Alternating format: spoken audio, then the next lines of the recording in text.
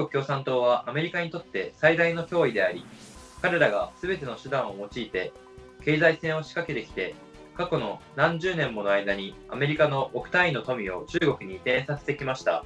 詳しくは VTR をご覧ください。I believe that China is the most dangerous threat that we face as a nation. Indeed, it may be the most perilous adversary we have ever had. Its state actions are increasingly aggressive, militaristic, hostile, totalitarian, and targeted at us. China believes that it is destined to be the world's only superpower and that we are in the way.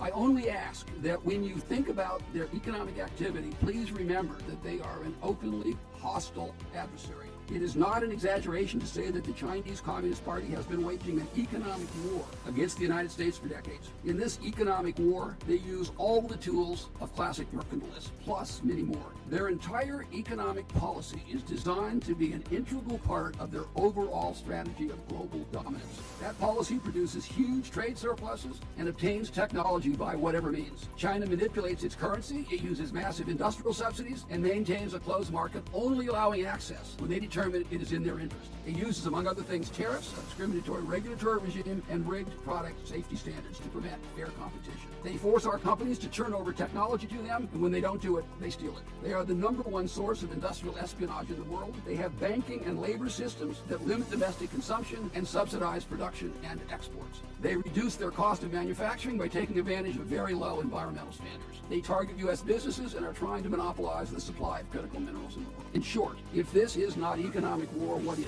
Perhaps the worst part of this story is that they appear to be succeeding. Their success was largely done with our money. Let's consider how much of our treasure we have transferred to China every year. First, we give them about $330 billion in trade surpluses. Their technology theft probably nets another $300 billion a year. They make tens of billions of dollars every year, sending us fentanyl. In trade deficits alone, we have transferred over $5 trillion in the last 22 years and probably at least $3 trillion in lost technology. When one considers the compounding effect of these wealth transfers over so long a period, it is fair to say that much of the CCP economic miracle has been the result of taking advantage of America. I believe that it is far past time to engage. The United States should begin the process of a phased-in strategic decoupling of our economy from theirs. Strategic decoupling would include several policy changes. First, we need to balance trade. We should raise tariffs on their products to a level that will ensure that we buy approximately as much from them as we sell to them. Second, we need to take steps to disentangle our technology from theirs. We need to expand export controls and to stop the importation of technology where practical.